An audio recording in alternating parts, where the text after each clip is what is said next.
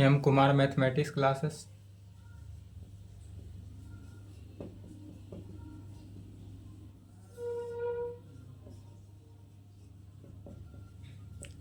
Class 12th lecture 2। क्या चल रहा था? कैलकुलस के अंदर चैप्टर 5th, जिसका नाम था डिफरेंशियल इक्वेशन।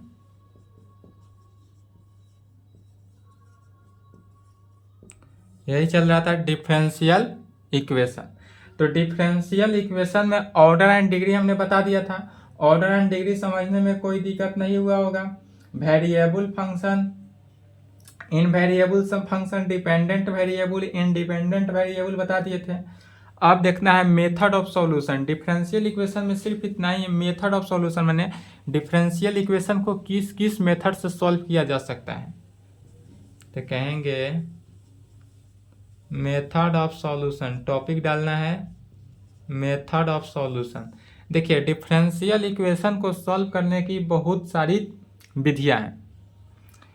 जैसे अगर आप ग्रेजुएशन मैथ ऑनर्स से करते हैं तो वहां पे 7 मेथड से सॉल्व करना है।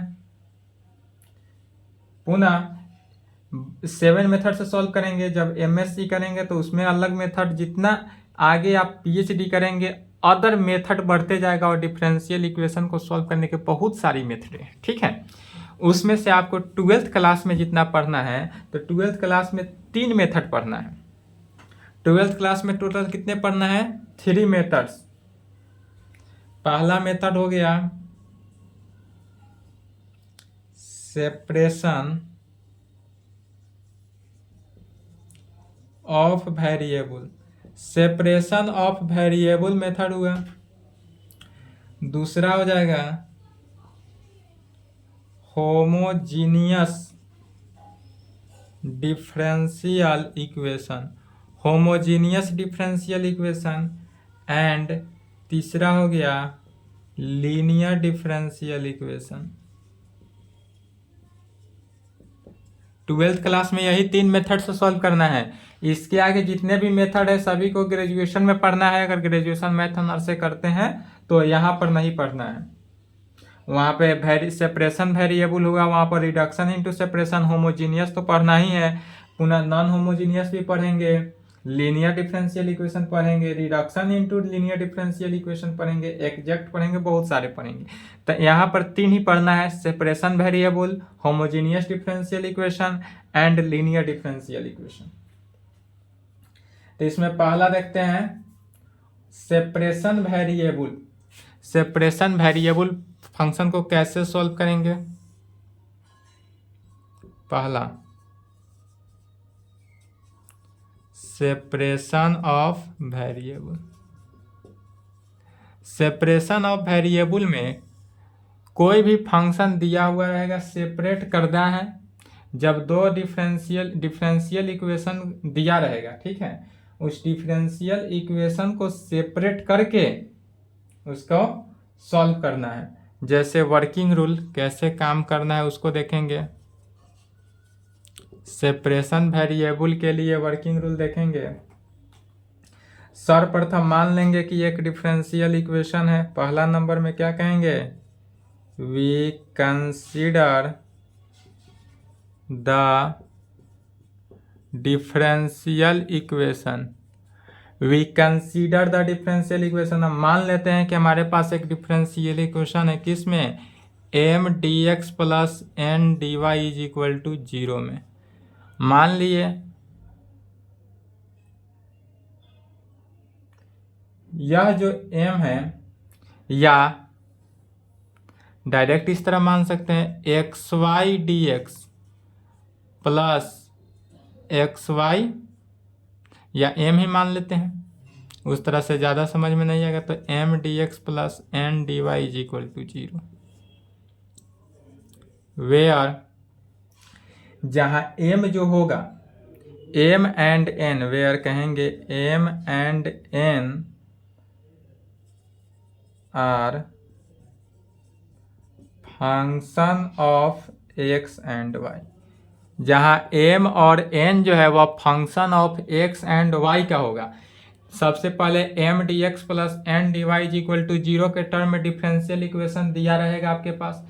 उसमें इस प्रकार से दिया रहेगा, उसमें क्या करना है, तो m और n जो है वह function of x and y का, x और y का मैंने यहाँ पर y dx plus x dy भी दे सकता है या x dx plus y dy भी दे सकता है।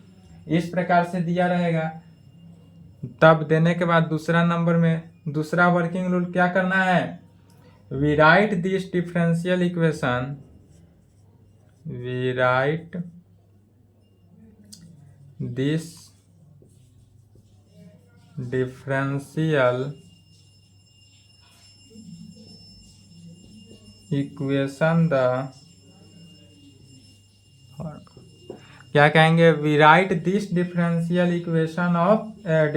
इक्वेशन द फॉर्म ऑफ, या किस फॉर्म में होगा, तो function of f x d x is equal to plus minus g y d y के फॉर्म में।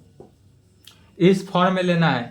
यदि कोई भी फंक्शन किसी भी कंडीशंस में दिया रहे तो function of f x d x ले लेंगे left hand side, right hand side g y d y, यह पॉजिटिव भी हो सकता है निगेटिव भी हो सकता है, उससे कोई फर्क नहीं पड़ता है। इसको कहने का मीनिंग हुआ कि जितने भी x वाले फंक्शन हैं सभी x वाले फंक्शन को एक तरफ रखना है और जितने भी y वाले फंक्शन है सभी y वाले फंक्शन को एक तरफ रखना है। अर्थात क्या कहें, डेट इज कह सकते हैं term containing x and d x in left hand side and term containing y and d y जो है वो right hand side. Function of f x जो है वह क्या हुआ, x कंटेन करता है और g ऑफ y क्या हुआ, वह y को कंटेन करता है। डेट इज कह सकते हैं टर्म कंटेनिंग, चलिए यहां तक लिखेंगे, x and d x in left hand side and term containing y and d y in right hand side. थोड़ा मोड़ा वीडियो कट गया है तो देख लेंगे। क्या कहेंगे, डेट इज माने अर्थात टर्म जो है containing x and d x in left hand side and term containing y and d y in right hand side लिख लेंगे। चलिए लिख लिया है, इधर नहीं लिखे तो वीडियो रोक लें। अब इसी को कह सकते हैं that is both variable separate form में। अब यह जो फंक्शन है वह सेपरेट फॉर्म में आ गया। अब जब सेपरेट फॉर्म में आ गया तो सेपरेट फॉर्म में आने के बाद क्या करना है, ऑलवेज इंटीग्रेट कर देना है। जहां सेपरेट फॉर्म में आए, सेपरेट फॉर्म में आने के बाद फंक्शन को क्या कर देना है, इंटीग्रेट करना है। इंटीग्रेट करने के बाद जो रिजल्ट आया वही हमारा आंसर हो जाएगा। जहाँ पे फंक्शन को हम इंटीग्रेट करते हैं वहीं पे आंसर आ जाता है, ठीक है। लेकिन क्वेश्चन के अकॉर्डिंग ऑलवेज सभी को क्या करते हैं, सिंप्लीफाई करते जाना है। जहाँ तक सिंप्लीफाई हो वहाँ तक हम सिंप्लीफाई करेंगे। अगर आपको बुक से आंसर ना मिले तो भी सही है, आप बनाए हम बनाए, अगर बुक से आंसर नहीं मिलता हो तो भी सही होगा इनफाइनाइट के लिए, क्योंकि इसमें किस कारण से होता है, तो ऑर्बिटरी कांस्टेंट जो लेंगे, चूजन ऑर्बिटरी कांस्टेंट, उस चूजन ऑर्बिटरी कांस्टेंट के कारण अलग अलग क्वेश्चन में डिफरेंट आंसर आता है। डिफरेंट क्वेश्चन में डिफरेंट आंसर आता है। तो किसके कारण, ऑर्बिटरी कांस्टेंट के कारण आता है। तो अगर इस प्रकार से कोई ऑर्बिटरी कांस्टेंट आ जाए तो उसके लिए घबराना नहीं है। वह किसके कारण होता है, तो ऑर्बिटरी कांस्टेंट के कारण। डेट इज क्या कहेंगे, both variable are separated, both variable are separated from each other. अब यह जो सेपरेटेड फॉर्म में आ गया, अब इसी सेपरेटेड फॉर्म के आने के बाद तीसरा वर्किंग रूल क्या करना है, तीसरा क्या है, इंटीग्रेट कर देना है। इंटीग्रेटिंग, इसी को इंटीग्रेट कर देना है। इट वी गेट, जब इंटीग्रेट करेंगे तो हमको रिजल्ट क्या आएगा, तो left hand side integration of function F x का इंटीग्रेशन एक्स के रेस्पेक्ट में, फंक्शन एफ एक्स का integration is equal to plus minus const, plus minus बाहर निकाल दिए, जी वाई का इंटीग्रेशन वाई के रेस्पेक्ट में।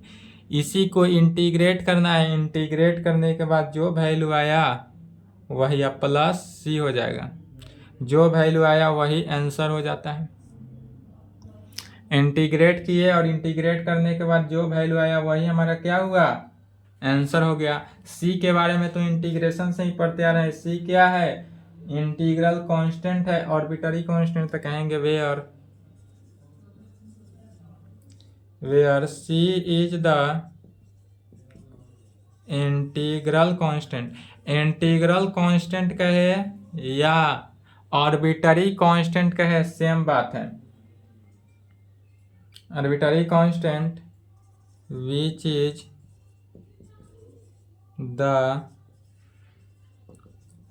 required solution of given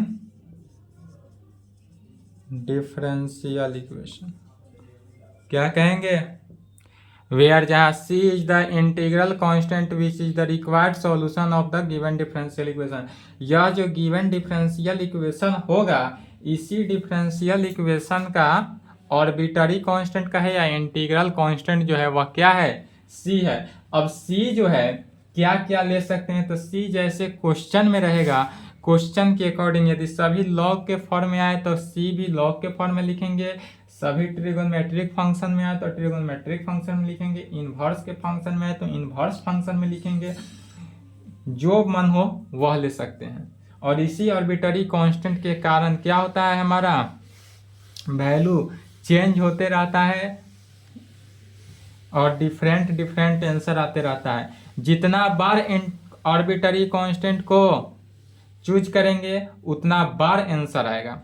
एक ही क्वेश्चन का इनडिफाइंड 10 अनंत बार आंसर आता है, और अनंत बार आंसर किसके कारण आता है, तो इसी आर्बिटरी या इंटीग्रल कांस्टेंट के कारण आता है। तो कह सकते हैं नोट में, in place of integral constant या ब्रैकेट में क्या लिख देंगे, आर्बिटरी कांस्टेंट या आर्बिटरी कांस्टेंट सी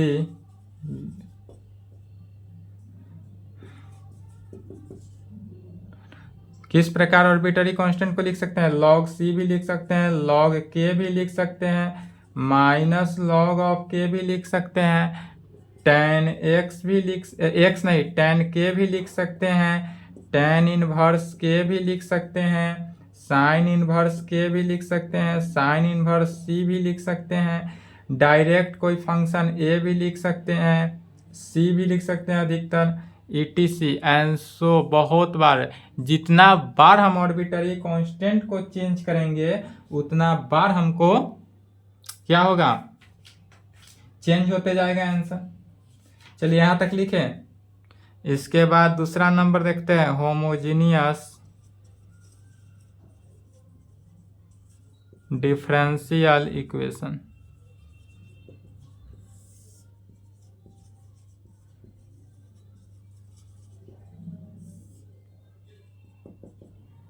पहले यहाँ तक लिखे तो मिटाएंगे, यहाँ से शुरू करेंगे।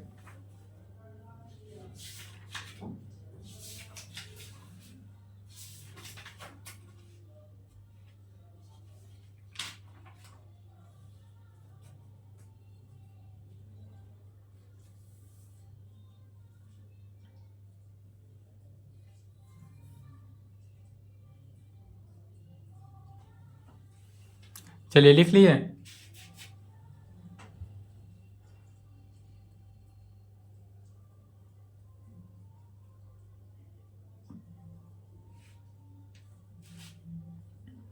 सबसे पहले देखते हैं होमोजीनियस डिफरेंशियल इक्वेशन किसे कहते हैं। पहले यह समझ ले, उसके बाद वर्किंग रूल देखेंगे। तो कहेंगे a differential equation of the form, a differential equation of the form कैसा हो, dy by d x is equal to phi x y divided by psi x y में अगर ले लेते हैं, यदि हम dy by d x differential equation क्या ले लेते हैं, phi x y divided by psi x y, तो डिफरेंशियल इक्वेशन होने के लिए होमोजीनियस डिफरेंशियल इक्वेशन होने के लिए सबसे पहले होमोजीनियस फंक्शन को समझ लेते हैं, तब होमोजीनियस डिफरेंशियल इक्वेशन इजीली समझ में आएगा। चलिए टॉपिक डालेंगे होमोजीनियस फंक्शन क्या है। सर्वप्रथम होमोजीनियस फंक्शन को समझते हैं।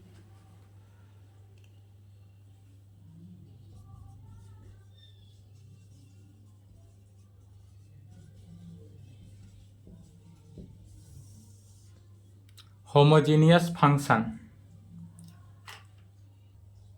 होमोजीनियस फंक्शन जो हुआ हमारा, कहेंगे होमोजीनियस फंक्शन ए फंक्शन यदि phi is equal to phi x y में ले लेते हैं, फाई के जगह पर अब क्या करते हैं, phi x y is called, यही हुआ हमारा homogeneous function.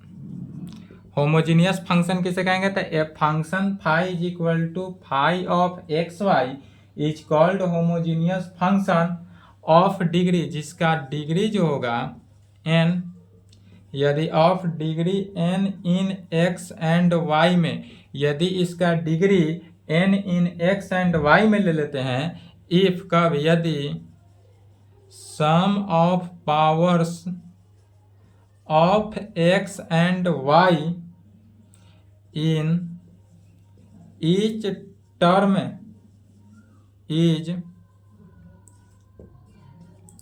Same and equal to n, जिसका डिग्री जो होगा वह सेम होना चाहिए। होमोजीनियस फंक्शन वैसे फंक्शन को कहते हैं जिसका डिग्री जो है ऑलवेज सेम होगा। जैसे कि यदि n डिग्री हो तो n डिग्री मैंने फाई का वैल्यू यदि मान लेते हैं, क्या ले लेते हैं, x square plus 2xy plus y square, तो इसका डिग्री देखेंगे एक्स स्क्वायर, इसमें y नहीं है तो y का पावर 0 हो सकता है, प्लस 2 इंटू एक्स का पावर 1, मैंने इसका डिग्री 1 हुआ, y का डिग्री 1, इसमें x नहीं कंटेन किया तो x का डिग्री 0 और y का 2, तो यहाँ पर देखेंगे सभी के सभी का डिग्री जो है वह सेम है, 2, इसमें भी 2, इसमें भी 2। तो जब भी होमोजीनियस फंक्शन के लिए कहे, फाई कहे, साई कहे, जो भी कहे, सभी का सभी क्या होना चाहिए, सेम होना चाहिए। तो अपर डेरिवेटिव और लोअर डेरिवेटिव डिवाइडेड बाई नीचे का डेरिवेटिव जो फाई एक्स वाई लेंगे divided by psi x y लेंगे, तो दोनों का ऑर्डर सेम होना चाहिए। जैसे कि 2xy divided by x square plus y square, यह होमोजीनियस फंक्शन है। तो होमोजीनियस फंक्शन है, इसका पहचान कैसे हुआ, तो यहाँ पर 2x का पावर 1 माने x का डिग्री 1, y का डिग्री 1 और डिवाइडेड बाई x का डिग्री, यहाँ पर देखेंगे तो एक्स वाई दोनों का डिग्री कितना हो गया, 1 1 मिलकर 2 हो गया, मल्टीप्लाई में है तो दोनों डिग्री जुट जाएगा, और यहाँ पर डिग्री 2 है तो दोनों का डिग्री सेम है। ऊपर वाले नोमिनेटर का डिग्री एंड डिनोमिनेटर का डिग्री, जब दोनों डिग्री सेम हो जाए तो वह कैसा है, होमोजीनियस डिफरेंशियल इक्वेशन है। अब कहेंगे homogeneous differential equation. Homogeneous function समझ गए, अब होमोजीनियस डिफरेंशियल इक्वेशन देख लेते हैं कि होमोजीनियस डिफरेंशियल इक्वेशन कैसा होगा।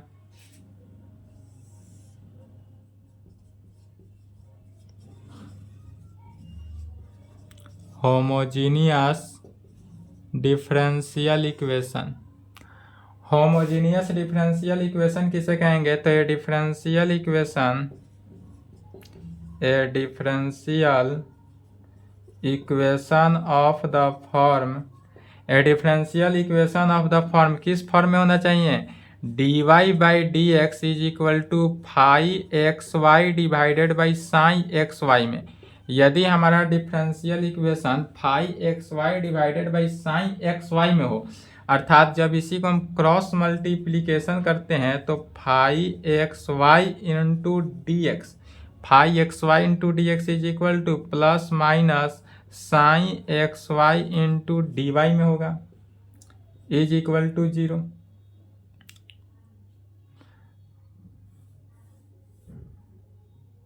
Plus minus sine x y d y is equal to 0 इस फॉर्म में ले लेते हैं। यह डिफरेंशियल इक्वेशन वेयर कह सकते हैं जहां फाइव एक्स वाई या five x y and sine x y are homogeneous function of same degree in x and y में एक्स और वाई का जो डिग्री होना चाहिए वह डिग्री क्या होना चाहिए, सेम। ऑलवेज याद रखेंगे जब डिग्री सेम हो तबे होमोजीनियस डिफरेंशियल इक्वेशन है, यदि डिग्री सेम नहीं होगा तो होमोजीनियस डिफरेंशियल इक्वेशन है भी नहीं, और होमोजीनियस डिफरेंशियल इक्वेशन के फॉर्म से बनाएंगे तो भी आंसर नहीं आएगा, गलत हो जाएगा।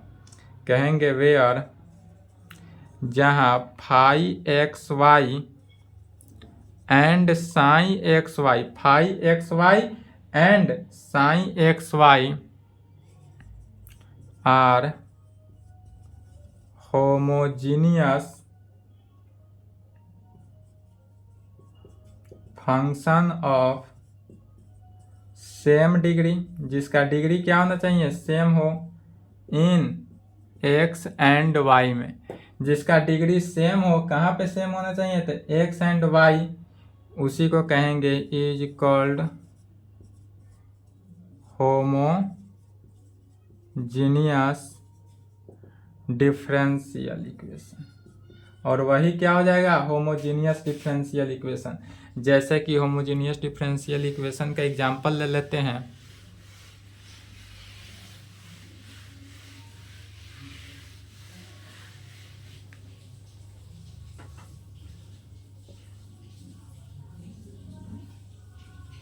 D y by d x is equal to x y divided by x square plus y square, यह क्या है, होमोजीनियस डिफरेंशियल इक्वेशन है। चूंकि दो ऑर्डर देखेंगे तो क्या हुआ, डिग्री, डिग्री इसका भी 2 है, नीचे का भी डिग्री क्या है, 2 है, तो यह डिफरेंशियल इक्वेशन है, होमोजीनियस डिफरेंशियल इक्वेशन। दूसरा में ले सकते हैं x square y d x minus x cube plus y cube into d y is equal to 0, अर्थात इसी को लिखेंगे d y by d x is equal to कितना, तो d y by d x is equal to x square y divided by x cube plus y Q.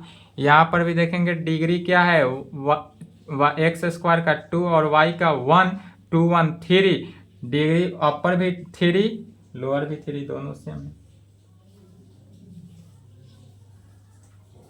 अब working rule लिखेंगे,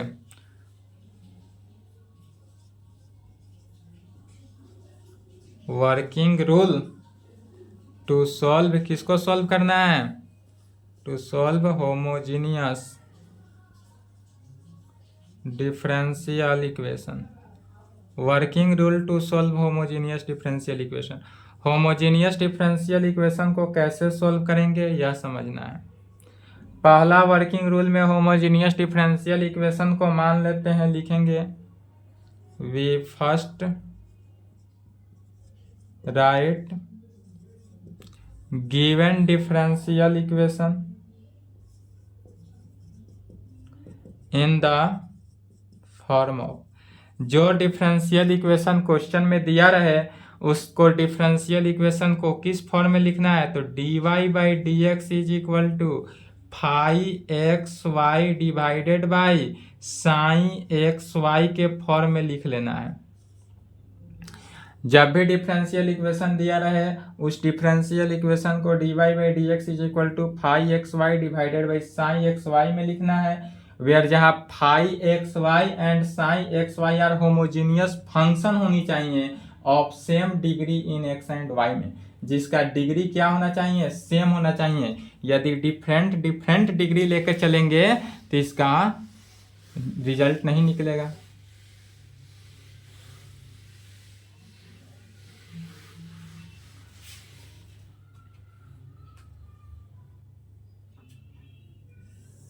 कहेंगे where जहाँ phi x y and sine x y, phi x y and sine x y are homogeneous function. यह जो है homogeneous function में होना चाहिए, homogeneous function of same degree, same degree, जिसका डिग्री भी सेम होना चाहिए in x and y, same degree in x and y. उसके बाद पहले लिख लेंगे, उसके बाद लिखने के बाद दूसरा working rule, to solve this इस डिफरेंशियल इक्वेशन को सॉल्व करने के लिए मान लेते हैं, लेट क्या मानेंगे, y by x is equal to भी ऑलवेज मानते हैं, y by x is equal to भी मानेंगे, या किसी किसी केस में, या किसी किसी केस में x by y is equal to भी मानते हैं। ठीक है, यहाँ दोनों समझ लेंगे, दो केस बनता है, किसी किसी केस में y by x is equal to भी, always y by x is equal to भी लेना है, और किसी किसी केस में x by y is equal to भी मानना है।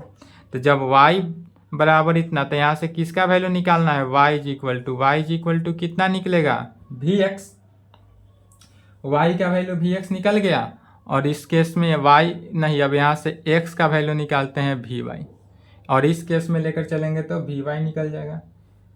अब ऑलवेज इस क्वेश्चन को लेकर चलेंगे, तो इस केस में y is equal to vx है, तो इसको डिफ्रेंशिएट करेंगे, differentiating with respect to x in both side, और जब इस केस में लेकर चलेंगे सेकेंड वाले केस में, तो इसको y के रेस्पेक्ट में डिफ्रेंशिएट करेंगे, तो x के रेस्पेक्ट में डिफ्रेंशिएट किए तो left hand side dy by d x is equal to right hand side देखेंगे, v को कांस्टेंट बनकर बाहर छोड़ दिए, x का डिफ्रेंशिएशन 1 प्लस x को कांस्टेंट छोड़ दिए, v का differentiation dv by d x, अर्थात यहाँ से dy बाई डी एक्स का वैल्यू निकल गया, dy बाई डी एक्स का वैल्यू क्या निकला, v plus x into d v by d x के फॉर्म में, dv बाई डी एक्स के फॉर्म में।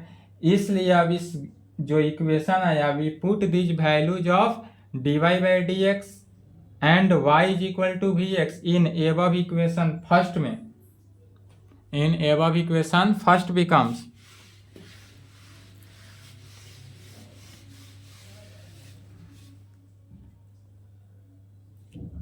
इसलिए कहेंगे इक्वेशन फर्स्ट बिकम्स,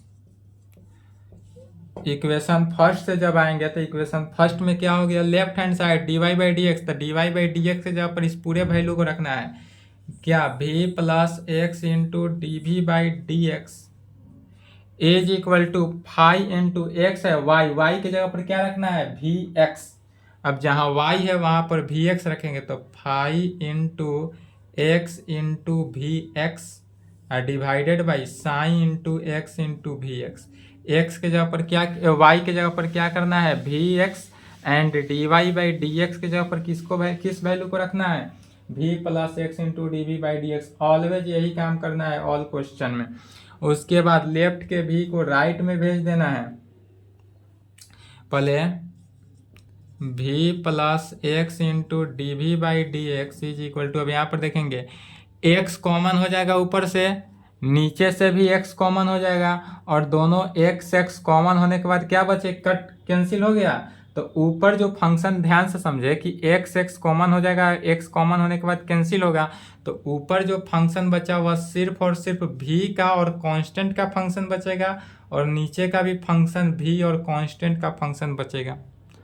उसके बाद लेफ्ट के v को राइट में भेजते हैं, तो x into d v by d x is equal to right में चला जाएगा, तो फाइव भी डिवाइडेड बाई साई भी माइनस भी प्लस भी उधर गया तो माइनस भी, अर्थात x into d v by d x is equal to, लघुत्तम ले लिए तो साई भी, इसको सॉल्व कर लेना है, तो फाइव भी माइनस भी साई भी से मल्टीप्लाई हो गया, तो माइनस भी साई भी में यहाँ तक आने के बाद क्या करते हैं, टेकिंग रेसिप्रोकल इन बोथ साइड, ऑलवेज सेम यही रूल के साथ बढ़ते जाना है, इसी रूल के साथ बढ़ते जाएंगे, ऑल क्वेश्चन सोल्व हो जाएगा। यहाँ तक आने के बाद टेकिंग रेसिप्रोकल इन बोथ साइड। अब यहाँ तक आए तो क्या किए, रेसिप्रोकल ले लिए दोनों तरफ, तो रेसिप्रोकल लेने के बाद यहाँ पर हो जाएगा 1/x into d x by D भी, डी एक्स बाई डी भी is equal to psi v divided by हो गया phi v minus v psi भी, फाई भी माइनस साई भी। यहाँ से डी भी को राइट में भेज दिए तो यहाँ पर लेफ्ट में क्या बचेगा, डी एक्स बाई एक्स बचेगा।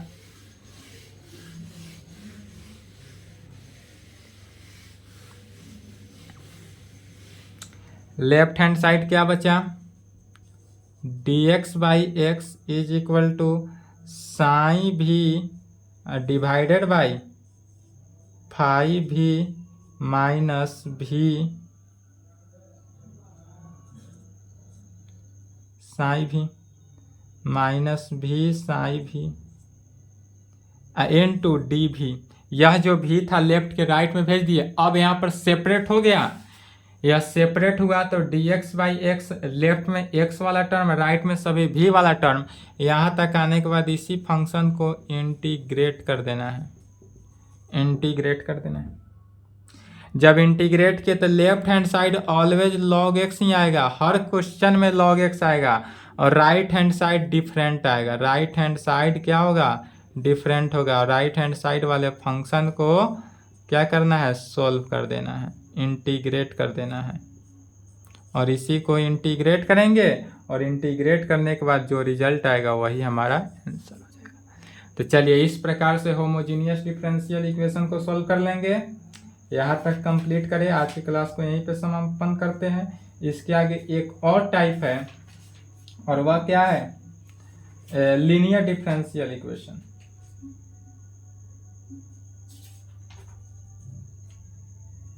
या लीनियर डिफरेंशियल इक्वेशन को भी देख लेते हैं, थोड़ा सा उसमें ज़्यादा नहीं है, उसके बाद नेक्स्ट क्लास में प्रॉब्लम चलेगा। तीसरा लिखे लीनियर डिफरेंशियल इक्वेशन, 10 मिनट जाएगा एक्स्ट्रा क्लास, ठीक है। Linear differential equation, linear differential equation जो है, लीनियर डिफरेंशियल इक्वेशन का प्रूफ देखने की आवश्यकता नहीं है, डायरेक्ट देखेंगे, वर्किंग रूल लिखेंगे लीनियर डिफरेंशियल इक्वेशन के लिए। लीनियर डिफरेंशियल इक्वेशन को कैसे सॉल्व करेंगे, तो पहला रूल वही है जो दिया रहे उसको लिख लेना है। We first right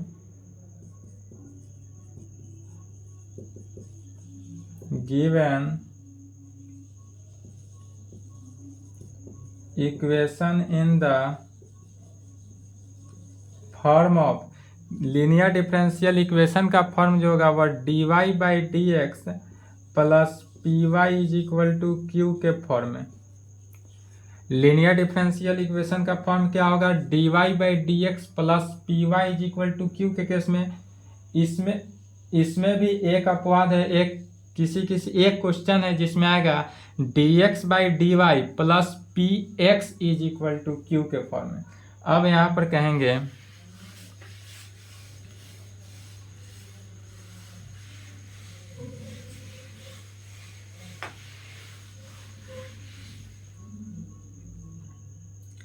where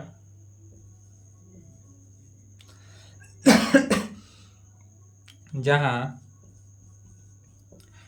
coefficient of d y by d x, यह जो d y by d x का कोएफिशिएंट जो है इज यूनिटी होना चाहिए। क्या होना चाहिए, यूनिटी, अर्थात एक होना चाहिए। इस d y by d x में किसी भी फंक्शन से 2 से 3 से 5 से किसी भी कांस्टेंट से मल्टीप्लाई नहीं होना चाहिए। यदि किसी भी फंक्शन से मल्टीप्लाई है तो उस मल्टीप्लाई को डिवाइड करके यूनिटी बनाना है। तो क्या लिखे, वेयर जहाँ coefficient of d y by d x is unity, इस d y by d x की कोफिशिएंट को यूनिटी बनाना है, अर्थात इसी फॉर्म में लिखना है always. And p and q और P और Q जो है आर फंक्शन ऑफ x या कांस्टेंट का, और जो P और Q है या P और Q फंक्शन ऑफ x का होगा या कांस्टेंट होगा। P के जगह पर और Q के जगह पर x हो सकता है या फिर कांस्टेंट हो सकता है। उसके बाद दूसरा वर्किंग रूल कहते हैं वी फाइंड इट्स, यह 9.6 में काम आएगा IF। इसके बाद IF निकालते हैं। IF कैसे निकालते हैं?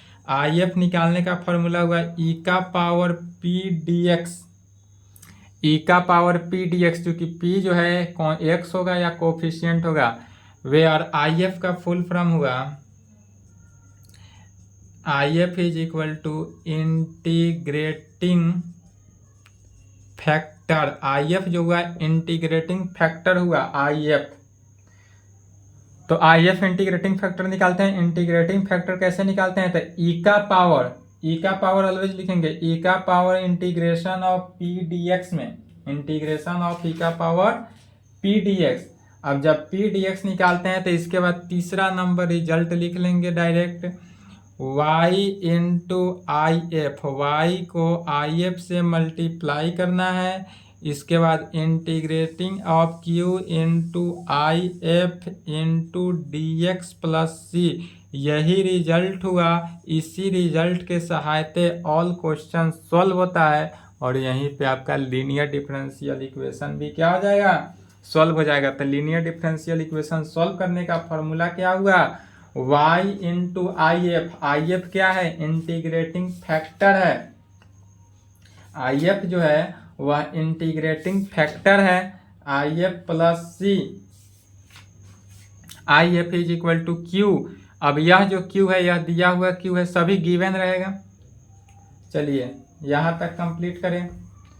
एक नोट पॉइंट में लिखेंगे,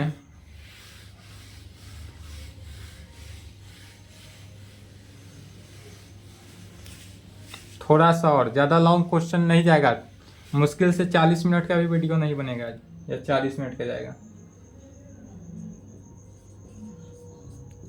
नोट में एक पॉइंट लिखेंगे, यदि e का पावर हमारे पास log ऑफ फंक्शन fx हो, e का पावर जब इंटीग्रेटिंग फैक्टर निकालेंगे तो इंटीग्रेटिंग फैक्टर में e के पावर log x आएगा।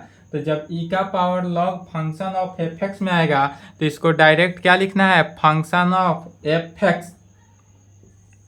यदि हमारे पास e का power m log of function fx में आए तब इसको डायरेक्ट क्या लिखेंगे? e का पावर, या x रहे, x भी रह सकता है, तो या इसको लिखेंगे e का पावर log ऑफ x का power m is equal to x का पावर m में। तो जब भी यह e का पावर log हो तो log e का पावर x से क्या होता है? कैंसिल हो जाता है, और यह इस फॉर्म में आ जाता है। दूसरा नोट लिखेंगे, यदि जनरल इक्वेशन हम मान लेते हैं इस प्रकार से हो, जनरल इक्वेशन क्या होता है? ax plus by plus c is equal to 0। यदि इस प्रकार से हो general equation ax plus by plus c is equal to 0, तो जब जनरल इक्वेशन को हम डिफ्रेंशिएट करते हैं, तब वह क्या आता है? डिफरेंशियल इक्वेशन आ जाएगा। जब जनरल इक्वेशन दिया रहे और डिफरेंशियल इक्वेशन निकालने के लिए कहे तो जनरल इक्वेशन को डिफरेंशिएट कर देंगे तो वह डिफरेंशियल इक्वेशन आ जाएगा। और किसी किसी केस में डिफरेंशियल इक्वेशन को ही दिया रहे और जनरल इक्वेशन निकालना हो तो डिफरेंशियल इक्वेशन को क्या करते हैं? इंटीग्रेट कर देते हैं, और इसको इंटीग्रेट किए तो क्या हो जाएगा? General equation. तो जनरल इक्वेशन को डिफरेंशिएट करने पर differential equation, and differential equation को इंटीग्रेट करने पर जनरल इक्वेशन निकला। तो इतना ही थ्योरी था, इतना तक कंप्लीट कर लेंगे, इसके आगे प्रॉब्लम चलेगा। यहाँ तक कंप्लीट करने के बाद आप क्वेश्चन बनाएंगे खुद से, और आज की क्लास को यहीं पे रखने देते हैं। चलिए नेक्स्ट क्लास में क्या चलेगा? प्रॉब्लम ऑन डिफरेंशियल इक्वेशन का प्रॉब्लम चलेगा। यहाँ तक कंप्लीट करें और आज की क्लास को यहीं पे संपन्न करते हैं।